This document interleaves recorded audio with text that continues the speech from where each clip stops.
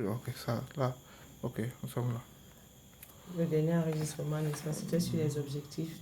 Tantôt que le tableau de bord présente les objectifs, entre autres. Nous avons comme premier objectif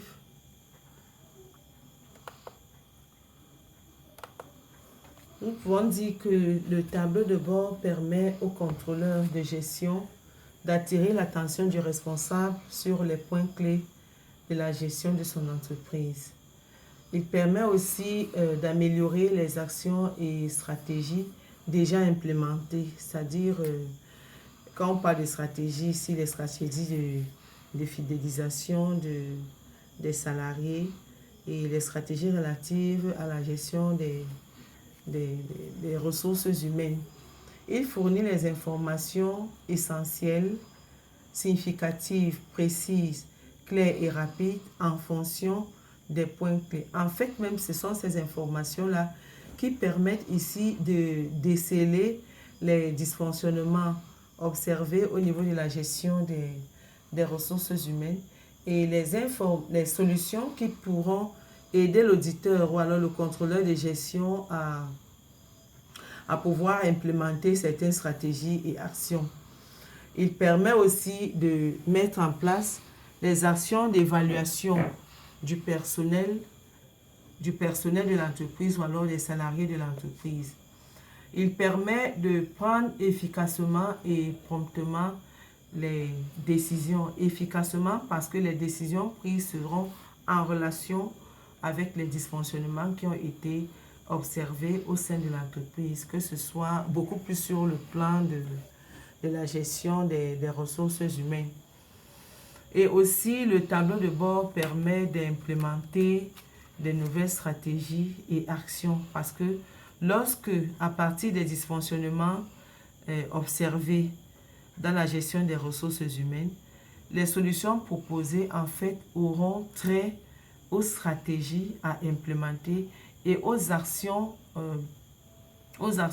du contrôleur de gestion. Les actions permettront à l'entreprise ou alors à la direction, au directeur des ressources humaines de pouvoir redresser les dysfonctionnements qui ont été observés au sein de l'entreprise.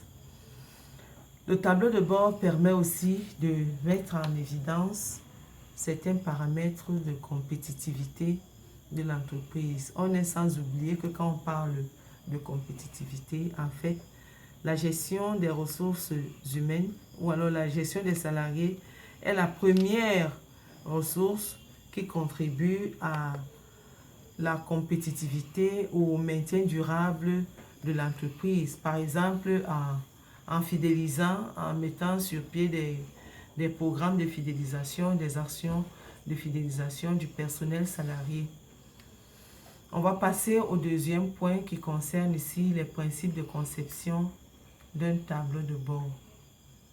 Comme principe de conception, la conception ou alors l'élaboration d'un tableau de bord répond à certaines règles ou alors doit respecter certaines normes précises telles que la cohérence avec l'organigramme. L'organigramme ici, c'est la disposition ou alors le schéma qui permet de visualiser la disposition du personnel ou alors la définition des tâches de chaque personnel, de chaque cadre à un poste bien déterminé. Une rapidité d'élaboration et de transmission, une estimation des éléments réels et puis la définition des objectifs, c'est-à-dire sur lesquels porte l'analyse. Comme autre principe de conception du tableau de bord, l'objectif doit comporter les verbes d'action qui permettent soit de mesurer, d'évaluer, de déterminer, d'examiner l'ampleur d'un dysfonctionnement. Par exemple, on peut dire soit on va diminuer, on va augmenter, on va réduire on va maintenir, on va évaluer, on va examiner, etc., etc. Faire suivre les verbes d'action par un chiffre. Par exemple, on va augmenter de X% ou alors on va diminuer de Y%.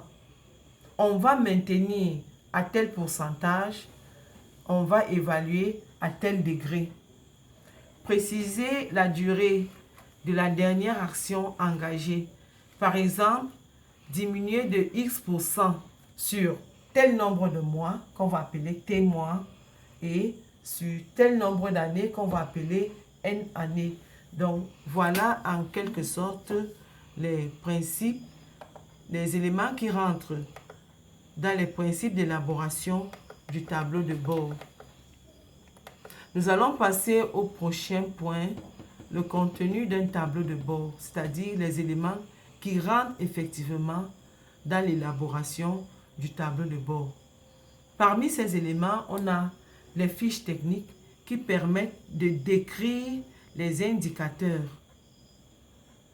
Et on a dit, parmi le contenu, le tableau de bord comporte également les informations nécessaires à la compréhension des actions à implémenter ou alors des actions déjà mises en place.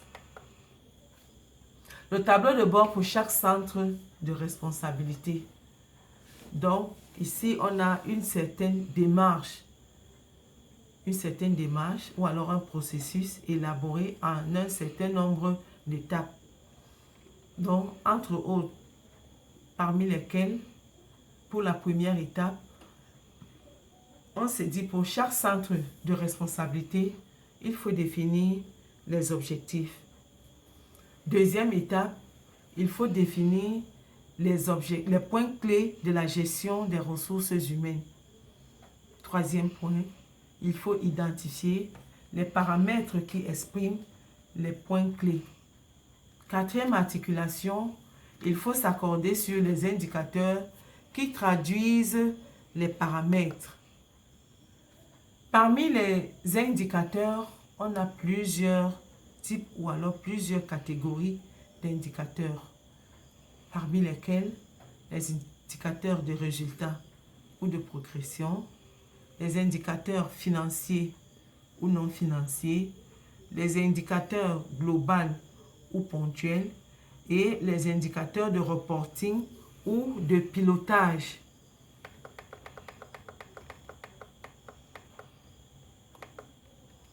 La conception du tableau de bord, la conception générale du tableau de bord convoque certains éléments de la performance financière du centre de responsabilité, tels que les marges et les contributions de chiffre d'affaires pour chaque produit, les montants des charges ou de produits, les résultats intermédiaires, c'est-à-dire la valeur ajoutée et le CAF.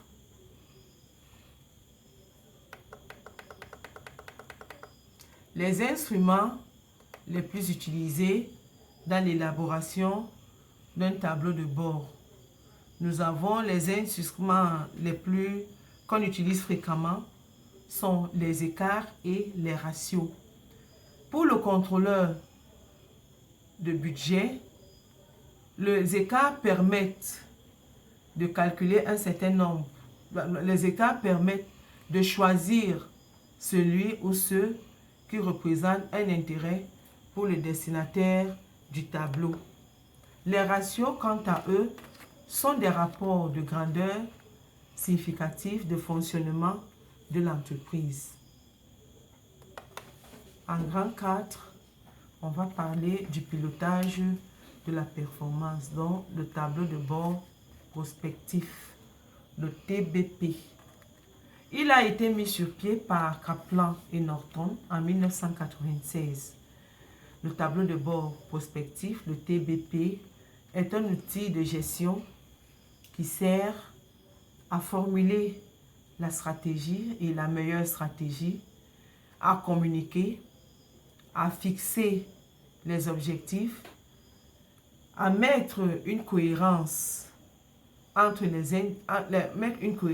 les initiatives des acteurs, cette cohérence permettra d'atteindre les objectifs ou alors l'objectif commun et à renforcer les expériences et le suivi de la stratégie. Le tableau de bord prospectif est un outil de gestion qui cherche à saisir la réalité complexe de la performance des entreprises. Il regroupe 4 grandes rubriques et les dimensions prises du point de vue des clients. Les dimensions sont prises du point de vue des clients et des actionnaires. Ces dimensions sont l'apprentissage, les clients, les processus et les résultats financiers. En conclusion, l'entreprise est considérée comme un lieu de changement culturel, c'est-à-dire où il y a un brassage de comportements divers, un lieu économique et un lieu technologique. Économique, pourquoi? Parce que il génère des profits. L'entreprise, elle génère des profits. Et technologique, pourquoi? Parce que il y a un développement, on développe des savoir-faire, on développe des expériences.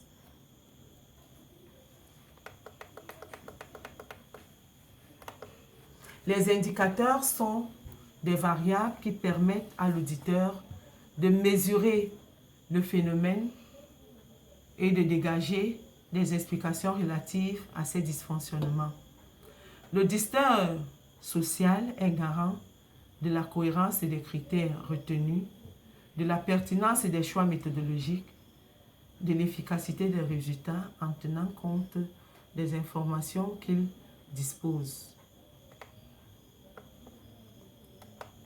Toutefois, les outils de pilotage tels que l'audit social, le bilan social, le tableau de bord, c'est-à-dire les outils de pilotage des ressources humaines, garantissent en partie la compétitivité et la performance de l'entreprise. À cet effet, le développement de toute entreprise dépend donc des compétences des salariés et de leur performance, des choix méthodologiques et de l'efficacité des résultats. Voilà, chers étudiants, le contenu de notre élément constitutif qui porte sur le bilan social et le tableau de bord. Donc, nous vous remercions pour votre aimable attention. Merci.